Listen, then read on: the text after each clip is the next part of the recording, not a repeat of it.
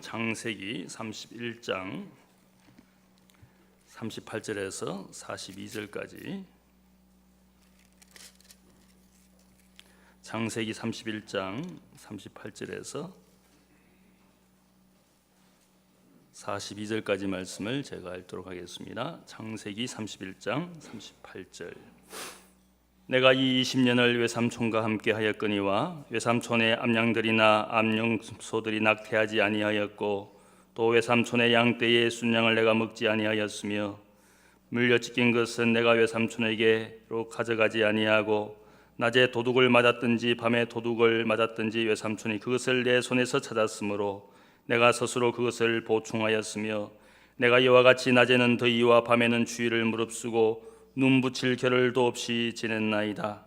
내가 외삼촌의 집에 있는 이 20년 동안 외삼촌의 두 딸을 위하여 14년, 외삼촌의 양떼를 위하여 6년을 외삼촌에게 봉사하였거니와 외삼촌께서 내 품삯을 10번이나 바꾸셨으며 우리 아버지 하나님 아브라함의 하나님 곧 이상이 경외하는 이가 나와 함께 계시지 아니하셨더라면 외삼촌께서 이제 나를 빈손으로 돌려보내셨으리다마는 하나님이 내 고난과 내 손의 수고를 보시고 어젯밤에 외삼촌을 책망하셨나이다.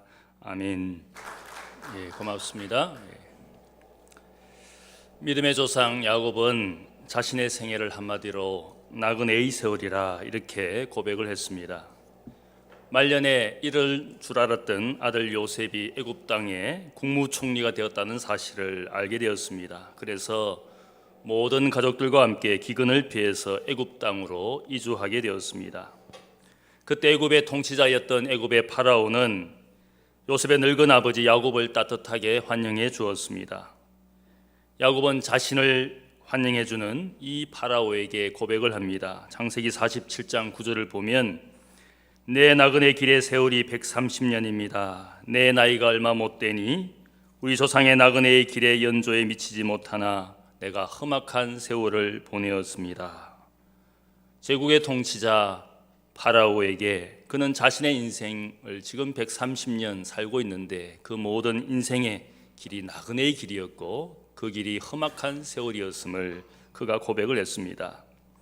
자신뿐만 아니라 자신의 모든 조상들이 나그네의 험한 세월을 살았다라고 그가 고백을 했습니다. 야곱은 나그네 인생을 힘들게 살았다라고 단지 고백하는 것이 아니라 그 가운데에서도 하나님의 은총을 체험한 나그네의 세월이었다고 고백을 하는 것은 힘든 인생이었지만 거기에서 받게 된 하나님의 은혜와 복이 있음을 그가 증거하는 것은 놀랍게도 이 이주자 나그네 집안의 이 아버지 야곱이 제국의 통치자인 파라오를 축복해주는 장면이 거기에 나옵니다. 가난한 자가 부자를 축복한다는 것이 말이 됩니까? 결코 그럴 일이 일어나지 않습니다. 그러나 야곱은 자기의 인생에 주신 하나님의 풍요한 복을 그가 누린 것을 그가 간접적으로 증언하면서 이 제국의 통치자인 파라오에게 축복하는 그런 장면이 거기에 등장하고 있습니다. 야곱은 또한 죽기 전에 요셉의 두 아들 므낫세와 에브라임을 축복할 때에 그가 고백을 합니다. 두 손자를 축복해 주기 전에 그가 고백하는 것은 나의 출생으로부터 지금까지 나를 기르신 하나님, 나를 모든 환난에서 건지신 여호와의 사자께서 이 아이들에게 복을 주시며 그가 말년에 두 손자를 축복할 때에 그의 인생을 고백하기를 나를 출생부터 태어날 때부터 지금 이 순간까지 나를 길러주신 하나님이셨다. 그분의 이름으로 이 두 손자, 두 아이를 내가 축복하기를 원한다. 이렇게 그가 고백을 했습니다.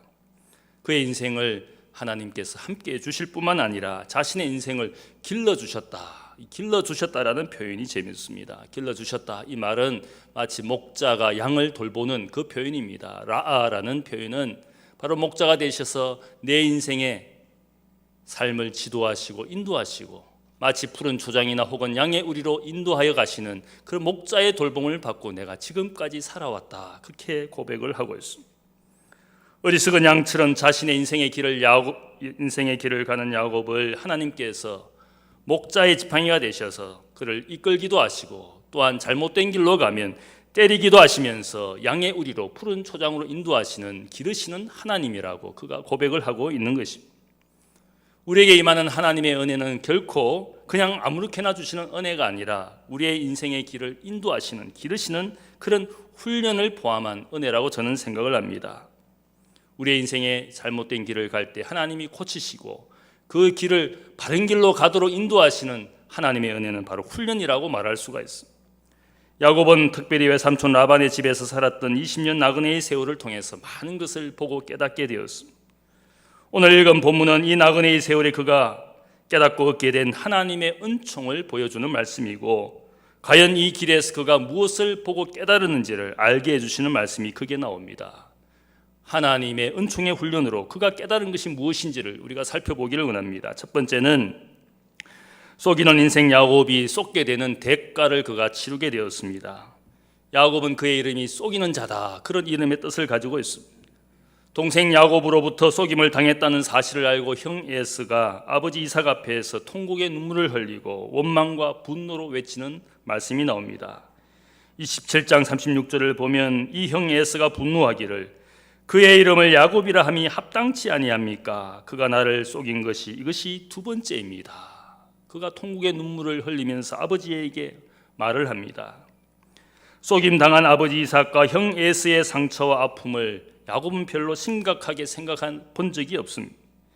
왜냐하면 어머니 리브가의 사주에 의해서 행해진 속임이었기 때문에 별로 죄책감이 없었다 할 수 있습니다. 흔히 개인의 범죄보다 여러 명이 함께 범죄하면 죄책감이 적어지고 범죄에 대한 용기가 생기는 것이지 않겠습니까?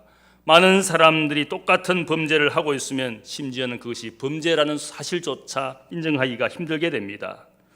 오늘날 범죄를 하고도 뻔뻔스럽게 변명하는 분들이 하는 이야기가 주로 무엇입니까?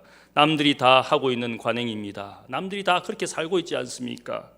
그렇게 말을 하면서도 자신은 재수가 없어서 걸렸다라고 생각을 합니다. 야곱은 아버지와 형을 속인 일에 대하여 아무런 죄책감이 없었습니다. 형 에서의 장자의 명분과 복을 속이고 또 사기를 치더라도 차지하는 것이 너무나 당연하다고 생각했던 사람이었습니다.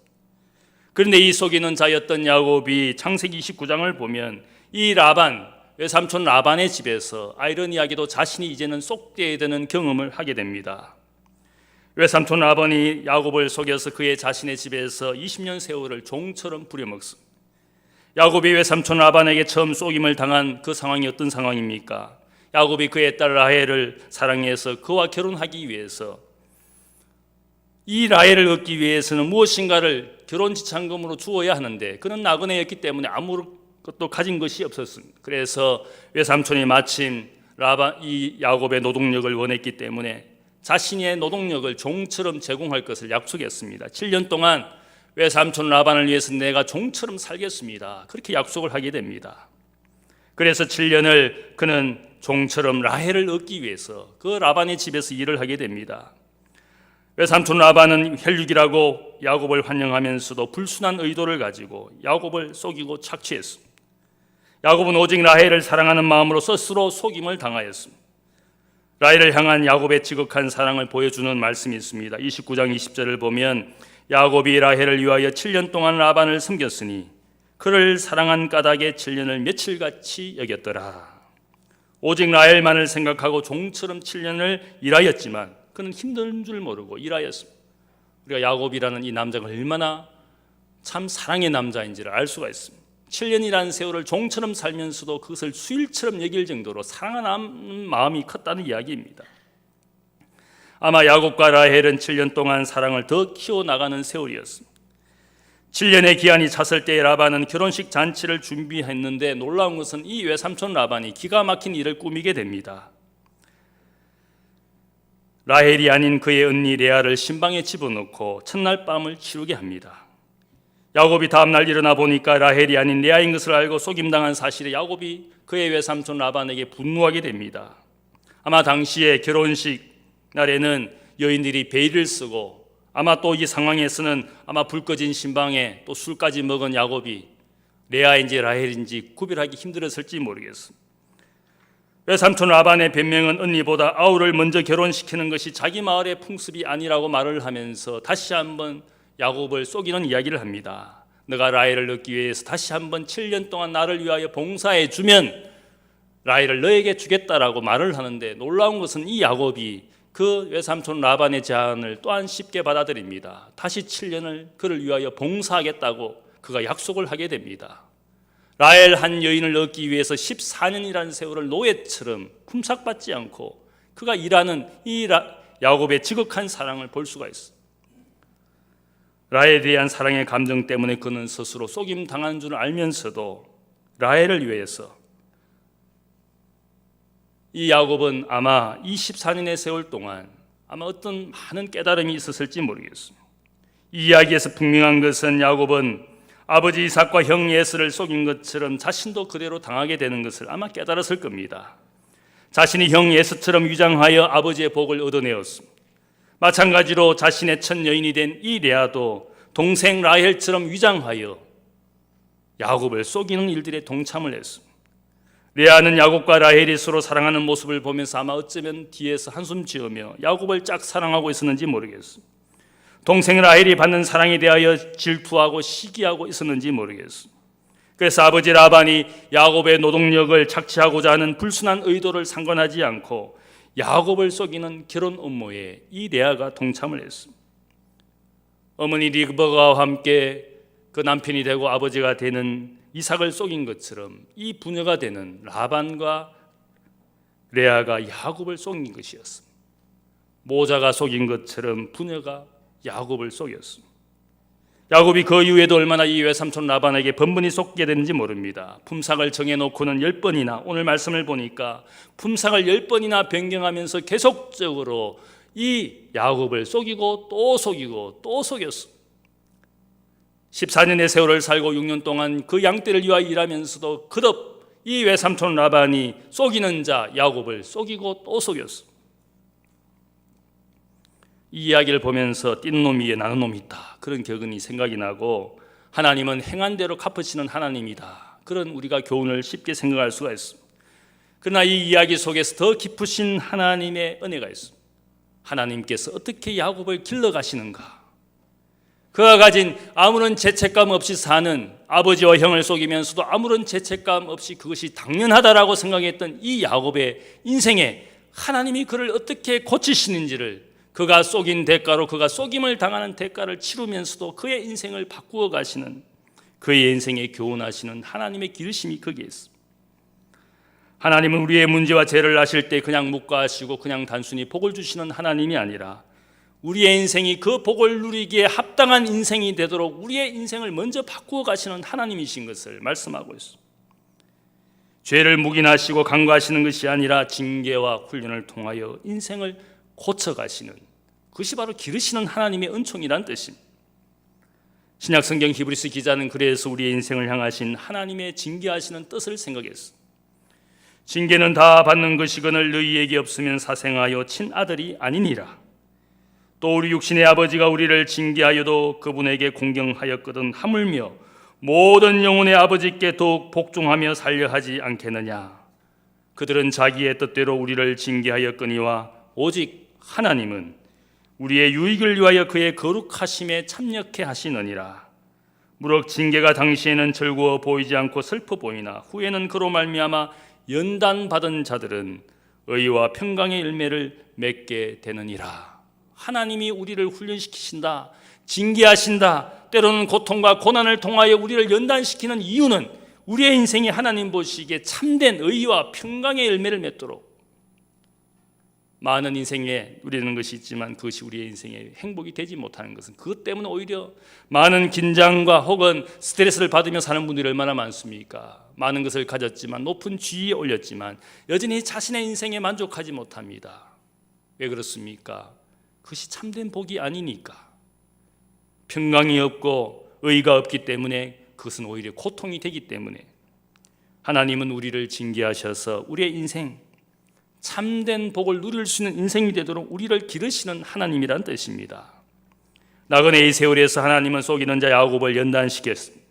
이것은 야곱 인생의 참된 유익을 위해서 하나님이 그를 훈련시키신 것이라 할 수 있습니다. 20년의 세월을 통하여 속이는 자 야곱이 속임당하는, 그래서 자신의 인생에 무엇인가가 문제인 것을 깨닫게 하신 것이라 할 수 있습니다.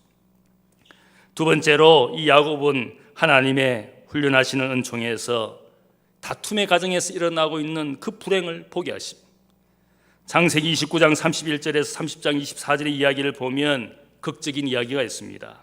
아마 성경의 이야기 가운데 웃음과 슬픔, 그리고 사랑과 정오심, 그리고 풍요와 빈곤, 행복과 불행이 교차하는 가장 극적인 이야기라 할 수 있습니다. 야곱이 두 아내와 두 여종을 통하여 아들들을 낳는 이야기입니다. 재미있는 것은 레아와 라헬이 남편 야곱의 사랑을 얻기 위하여 필사적으로 서로 다투고 경쟁하면서 많은 아들을 낳고 있는 이야기입니다. 놀라운 것은 이 이야기 가운데 야곱은 마치 영혼 없는 사람처럼 뒷전이고 마치 섹스 머신과 같은 역할을 하고 있습니다. 많은 자녀들을 낳는 축복의 이야기가 아니라 이 이야기를 자세히 보면 불화와 다툼, 시기와 질투, 경쟁으로 가득 찬 두 아내 레아와 라헬의 불행한 모습을 엿볼 수가 있습니다. 레아는 야곱에게 사랑 없이 그에게 억지로 결혼을 하였기 때문에 그것이 그녀의 불행의 시작이었습니다. 남편의 사랑을 얻기 위해서 필사적으로 야곱에게 많은 아들을 낳으면 자신이 남편의 사랑을 받게 되지 않을까, 아마 그런 마음 때문에 필사적으로 남편의 아들을 낳기 위하여 노력하는 레아의 모습을 볼 수가 있습니다. 그래서 4명의 아들까지 낳게 된 것을 보여주고 있습니다. 반면에 라헬은 야곱의 사랑을 받았지만 자식을 낳지 못하기 때문에 많은 아들을 낳고 있는 언니 레아를 보면서 자신의 사랑의 위기를 느끼게 됩니다. 레아를 질투하면서 남편에게 항변하는 이야기가 30장 1절에 보면 남편 야곱에게 항변합니다. 나에게도 자식을 낳게 하라. 그렇지 아니하면 내가 죽겠노라. 바가지 중에 제일 무서운 것이 죽겠다는 바가지. 우리 아내가 남편을 바가지 할 때에 보면 죽겠다 그러면 남편이 어쩔 줄 모르. 죽겠다는 사람이 제일 무섭지 않습니까? 야곱은 이 라헬의 의의 없는 바가지에 어떻게 분노해서 말합니까? 그대를 임신하지 못하게 하시는 이는 하나님이시니 내가 하나님을 대신하겠느냐? 너가 자식이 없는 이유가 내 탓이 아니다, 하나님 탓이다라고 말하는 이 이유는, 이 모습은 야곱이 아마 하나님 핑계로 사실은 네 탓이다 그 말을 하고 싶은데 차마 그 말은 하지 못하고, 내가 너에게 자식이 없게 하는 것이 내 탓이 아니라 하나님 탓, 네 탓이다. 아마 이 말을 들은 라헬은 가슴에 불이 붙었을 겁니다. 못난 남편이 자기 탓이라고 말하지 않고 내 탓이라고, 아이를 낳지 못하는 내 탓이라고 말을 하는 그 말을 듣고 얼마나 라헬이 분노했겠습니까? 결국 라헬은 자신의 여종 빌하를 야곱에게 첩으로 주어서 두 아들을 낳게 하고 대리만족을 하게 됩니다. 나는 자식이 없지만 내 여종 이 빌하를 통해서 야곱의 아들을 낳아주면 그 자식이 내 자식 같은 아들들이니까 야곱이 계속 나를 사랑하게 하게 될 것이다, 그런 생각을 가졌어. 그래서 그의 여종이 낳은 아들의 이름을 납달리라 지었습니다. 그 이름의 뜻이 무엇인가 하면 내가 언니와 크게 경쟁하여 이겼다. 그 아들의 이름을 그렇게 지었습니다. 이 이름을 이렇게 짓는 것을 보면 레아와 라헬이 얼마나 큰 다툼을 벌이고 있는지, 이 다툼이 결코 장난이 아니었습니다. 필사적인 다툼이었습니다. 레아도 경쟁적으로 자신의 여종 실바를 야곱에게 주면서 그 여종으로 하여금 또한 두 아들을 낳게 합니다. 두 아내의 다툼 가운데 두 여종마저 첩으로 들이는 아마 야곱의 입이 찢어지고 있었는지 모르겠습니다.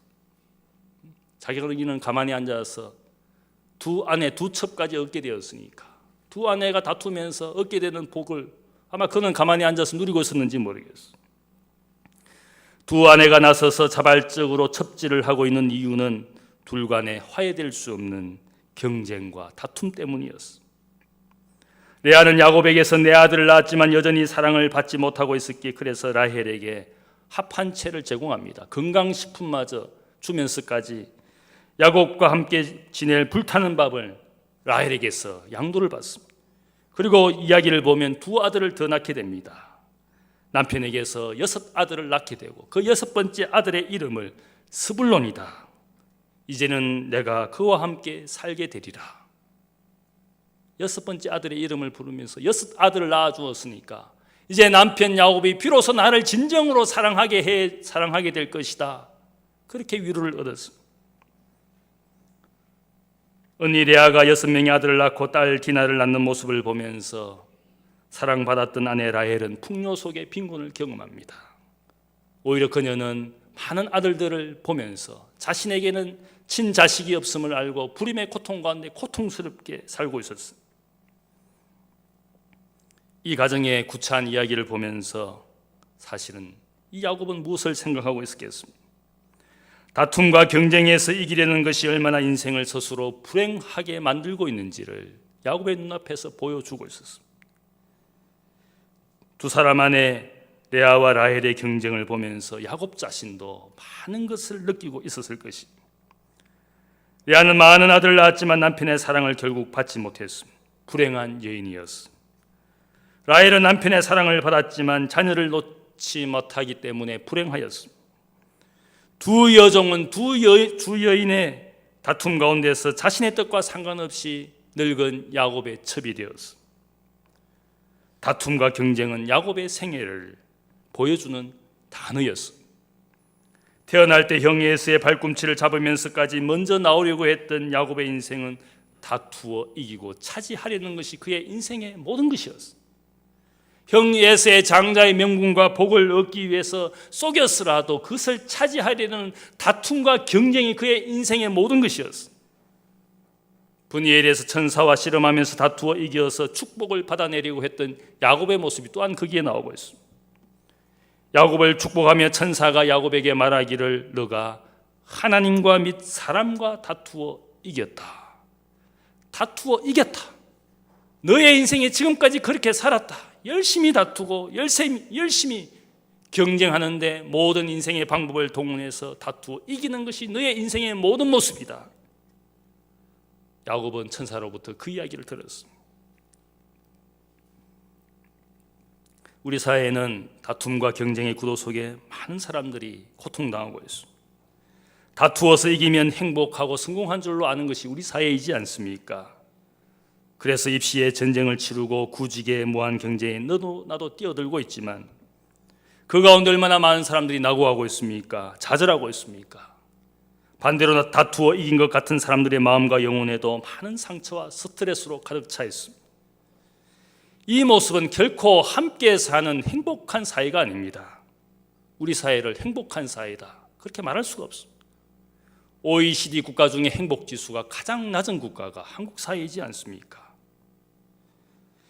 어느 순간 교회도 성장과 풍요를 지향하면서부터 얼마나 많은 양들이 상처받고 빈곤하게 되었습니다. 오늘 한국 교회의 모습이 그렇지 않습니까? 오직 성장과 오직 교회가 풍요롭게 되어야 된다.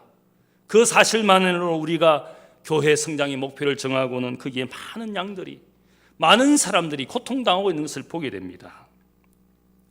우리의 신앙생활은 마치 하나님을 고집스러운 인색한 수준로 영감처럼 취급을 하고 듣지 아니하시려는 하나님의 마음을 바꾸어서 설득하여 무엇을 얻어내려는 것으로 가득 찬 교인들의 모습이 교회마다 가득 차 있습니다. 그럴싸하게 교회당 만들어서 으쌰하면서 멋진 제단에 화려한 제사상 차려놓고 하나님을 잘 대접하면 무엇인가를 얻어낼 수 있다라는 교회를 무당집처럼 만들어 놓은 것이 한국 교회의 모습이지 않습니까? 경쟁과 다툼으로 뒤엉킨 개교회주의와 교파주의가 우리의 영적인 삶에서 평안도 기쁨도 고요함도 다 빼앗아가고 있지 않습니까?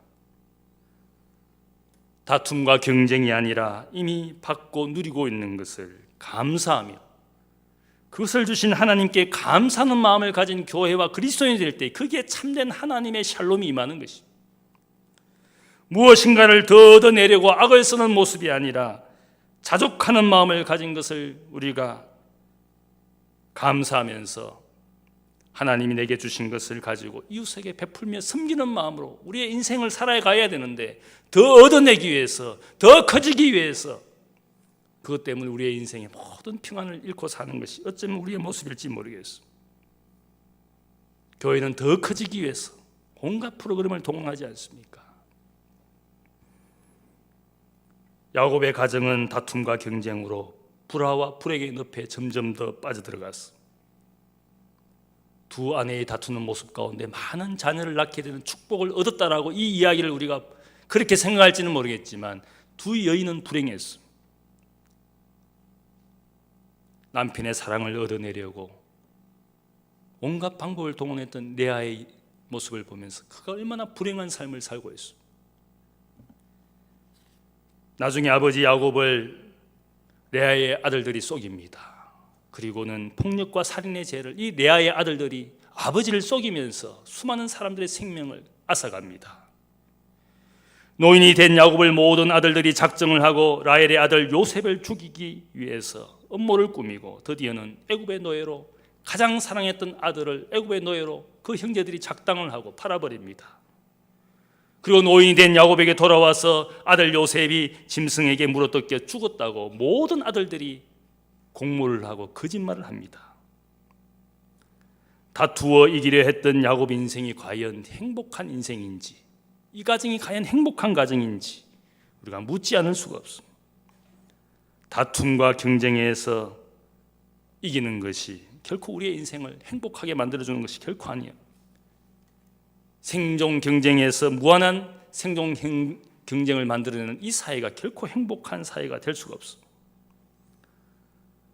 다툼과 경쟁에서 이기려 하는 것이 얼마나 인생을 불행하게 만들고 있는지를 야곱의 눈을 통하여 보여주셨어. 세 번째로 하나님께서 훈련시키시는 이 하나님의 은총에는 야곱에게 분명히 보여주십니다. 인간의 고통 뒤에는 언제나 하나님의 긍휼이 있다. 그 사실을 보여주고 있습니다. 레아가 남편 야곱의 사랑을 받지 못하고 불행하다고 생각할 때 하나님이 그녀를 긍휼히 여기 주셨습니다. 29장 31절을 보면 여호와께서 레아가 사랑받지 못함을 보시고 그의 태를 여셨으니 라헬은 자녀가 없었더라. 라헬은 사랑받았기 때문에, 그러나 레아는 사랑받지 못하셨음을 주님이 아셨기 때문에, 하나님이 아셨기 때문에 그의 태를 열어주셨다. 그래서 많은 자녀를 낳게 해주셨다. 이것은 하나님께서 레아를 긍휼히 여기셨다라는 말씀을 분명히 하고 있습니다. 사랑을 받지 못한 아내 레아의 태를 여시고 그녀에게 복을 주셔서 6명의 아들을 낳게 해주셨습니다. 그 아들 가운데 레이는 하나님의 제사장 가문이 되게 하시는 아들이 되게 하시고 그녀의 아들 유다는 왕의 가문이 되게 해 주셨습니다.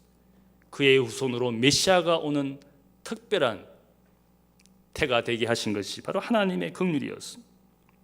그리고 레아는 야곱과 함께 아브라함이 사놓은 가나안 땅의 조상의 묘지에 들어가는 그런 영광을 가지게 되었습니다. 라헬이 아니라 레아가 아브라함이 사놓은 막벨라 굴에 야곱과 함께 장사되는 첫 아내가 되는 쥐를 그녀가 누리게 되었습니다. 이것은 하나님의 은총이었습니다. 라헬은 자식이 없어 자신을 불행하다고 생각을 했습니다. 그런데 30장 22절을 보면 하나님이 라헬을 생각하시고 그의 소원을 들으시고 그의 태를 여셨다라고 말씀하고 있습니다. 그리고 이 라헬의 태를 통하여 위대한 믿음의 영웅이 나오는데 요셉이라는 아들이 나옵니다. 12명의 아들 가운데 가장 믿음이 있고 의로운 아들이었습니다. 이 아들로 말미암아 그 온 가정이 기근으로부터 굶주림으로부터 구원을 받는 그 역사를 이루게 한 그 아들이 바로 이 라헬의 아들이었습니다. 하나님의 긍휼은 다툼과 경쟁 속에 스스로 불행하게 만들었던 두 여인에게 전적으로 베풀어졌습니다. 하나님은 어떤 하나님입니까? 여인의 한과 슬픔을 아시는 하나님이었습니다. 성경의 하나님을 보면 여인들의 한과 슬픔을 특별히 긍휼히 여기신 많은 이야기가 나옵니다. 애굽의 여종 하갈이 여주인 사라에게 핍박을 받고 사막으로 쫓겨났을 때 하나님이 그를 감찰하셨습니다. 그를 돌보아 주셨습니다. 또한 아이를 낳지 못하는 많은 여인들의 한과 기도를 하나님이 들어주셨습니다. 사무엘의 어머니 한나의 기도를 들어주셨습니다. 남편을 잃은 두 여인 나오미와 룻을 긍휼히 여기시고 다윗의 조상이 되게 하시는 특별한 은총을 그녀들에게 베풀어 주셨습니다. 야곱 자신도 나그네 생활을 마칠 때 외삼촌 라반에게 도망쳐 나왔을 때에 라반이 그를 죽이고자 쫓아왔습니다. 근데 하나님의 긍휼이 임하였습니다. 라반에게 하나님이 꿈 가운데 임하셔서 야곱을 핍박하지 않도록 그에게 말씀해 주셨습니다. 드디어 야곱과 그 두 아내가 된 두 딸을 만나게 되었습니다. 놀랍게도 하나님께서 라반의 마음을 바꾸어 주셨습니다. 원수처럼 여겼던 그 사이 야곱을 놀랍게도 사랑해 주었습니다. 야곱과 두 딸에게 손주들에게 입 맞추는 라반의 모습이 나옵니다. 여기 하나님의 역사가 있었습니다. 원수가 오히려 축복하는 놀라운 이야기가 거기에 나오고 있습니다. 야곱과 두 아내는 불행 속에서도 언제나 하나님의 긍휼이 있었음을 보게 되었습니다. 우리 인생은 부족하지 않습니까? 놀라운 것은 하나님의 은총은 이 부족한 인생을 늘 채우시고, 우리가 때로는 못나서 각기 자기의 길로 가는 어리석은 양과 같은 존재이지만 하나님께서 우리를 고치시고 인도하시는 기르시는 하나님이신 것을 이 이야기가 증거하고 있습니다. 20년 나그네 세월에서 야곱은 많은 것을 배웠습니다. 속이고 다투어 이기려는 인생의 문제를 그에게 깨닫게 해주셨습니다. 그것을 고쳐주시고 그 가운데에서도 긍휼을 베푸시는 하나님을 그의 눈으로 보게 되었습니다. 하나님이 여러분을 기르시는 줄로 믿습니다. 여러분 인생의 부족과 약점을 고쳐주시고 채워주셔서 하나님의 기쁨이 되는 인생으로, 그 이후에 우리의 인생에 필요한 것들을 복으로 주시는 우리 하나님이신 것을 믿으시기를 주님의 이름으로 축복합니다. 우리의 인생을 진정으로 행복하게 하시기 위하여, 히브리서 기자의 말씀처럼 우리의 영혼의 아버지는 우리의 유익을 위하여 이 징계를 허락하시는 하나님이라고 분명히 증거하고 있습니다. 나그네 인생으로 살아가는 우리의 모든 삶에 하나님의 특별한 기르시는 은혜가 풍성하시기를 주님의 이름으로 축복합니다. 기도하겠습니다. 사랑의 아버지 하나님, 감사합니다. 우리 인생은 우리 홀로 잘하고 있다고 생각을 하지만, 그러나 하나님 우리를 하나님의 자녀로 택하여 주셨을 때에 하나님이 함께해 주실 뿐만 아니라 우리의 인생을 연단하시고 훈련시키셔서 하나님의 기쁨이 되도록, 하나님의 영광이 되도록 우리의 인생을 길러주시니 감사합니다. 우리의 인생의 길이 다 나그네 인생인 것을 고백합니다.